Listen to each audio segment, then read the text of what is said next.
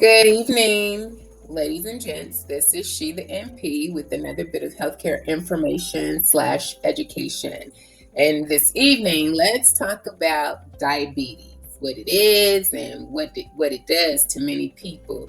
According to the CDC, we have 38 million Americans who have diabetes. And out of that 38 million, 90% is type 2 diabetics. Only 10% are type 1 diabetics. So, what is diabetes? Diabetes occurs when the body can't produce enough insulin to respond to the sugar and carbs that we eat.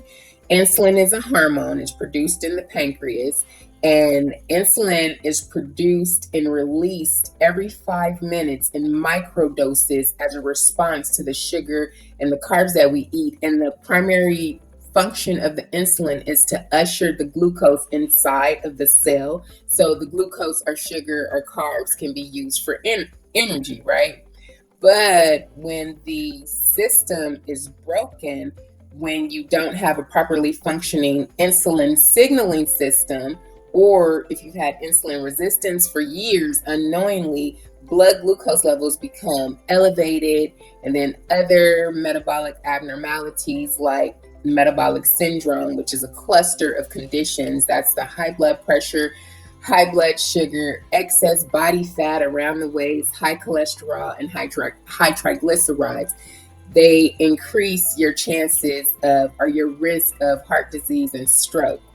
Diabetes occurs, it leads to the development of these serious disabling conditions. And according to Healthy People 2020, there's an estimated 30 million people in the United States right now with diabetes. The last time I looked, it was like 38 million. So the numbers are rising, and diabetes is the 7th leading cause of death in the United States.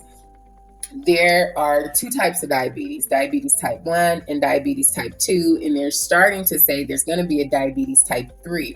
Diabetes type 1 is an autoimmune disease. It's no fault at all of the person. They were born with this disorder, and it occurs early in childhood.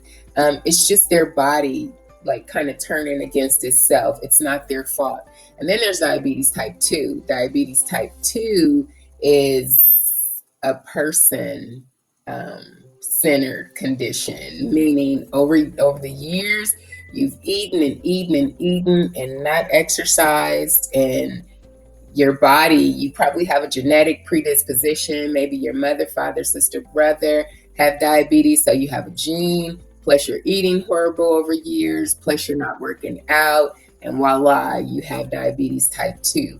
And then the diabetes type 3 that they're saying is coming is Alzheimer's type diabetes. What they're saying is the sugar, the glucose, is damaging the microvascular system in the brain, and it's causing long-term dementia. So as you get older, then you start losing your memory, and you start losing your function. And they're calling that diabetes type 3, I'm sorry. So those are the 3 types of diabetes. Out of that 38 million diabetics, again, 90% of those are type 2 diabetics, meaning it's a lifestyle disease. They got it because of their lifestyle. Their genetics, because there's a genetic predisposition, but as you grow bigger and bigger, then you put yourself at increased risk if somebody in your family have it. So 90% of that 38 million is type 2 diabetics, and then there's that 10% that are type 1 diabetics. The most vulnerable population of people with diabetes is people 50 years and older. So people who are 50 years and older, we're seeing increased numbers of diabetes. It used to be 60 and older, but the numbers the age range have come down to like 50. There's a lot of 50, to 60-year-olds being diagnosed with diabetes. As a population in the United States ages, especially as the number of people over the age of 60 and older are growing, an increased number of people with diabetes is expected. The health toll of diabetes is expected to worsen before it improves. We can see that, especially in the vulnerable populations. The high-risk populations include Hispanics first, African Americans, and Asian Americans. The standard American diet, which includes high fat and ultra processed foods, is the cause of it. It's the SAD diet, standard American diet, SAD, has been associated with a greater number of overweight and obese people. They're literally starting to call it diabesity because so many people with obesity are being diagnosed with diabetes. And it's more people that are suffering with obesity today than it was a decade ago.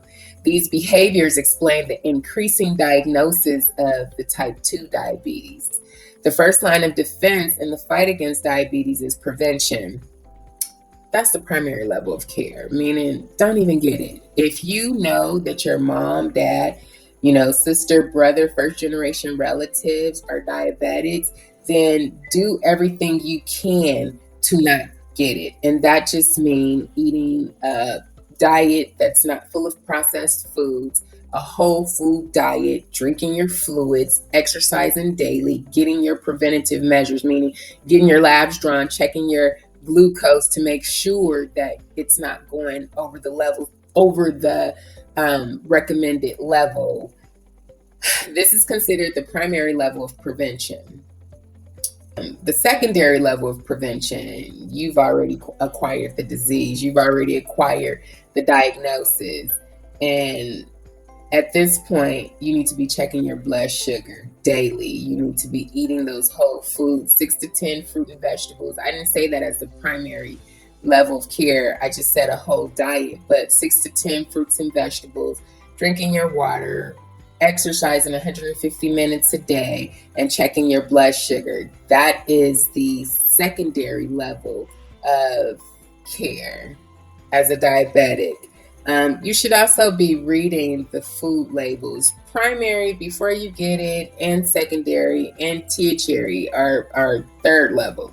But a lot of these food labels have hidden sugars in it, and they're named sucrose, fructose, galactose, all of those things. And then bioengineered ingredients, contains bioengineered ingredients. If you're diabetic, put that stuff back on the shelf. You don't need it. Your body can't process it. It can't get rid of it. And it's only going to do you harm. So that's the second level of prevention. The third level of care is making sure you're getting your screenings done. Making sure that you're going to the lab and getting your lab drawn every 3 months to check where your blood sugar is.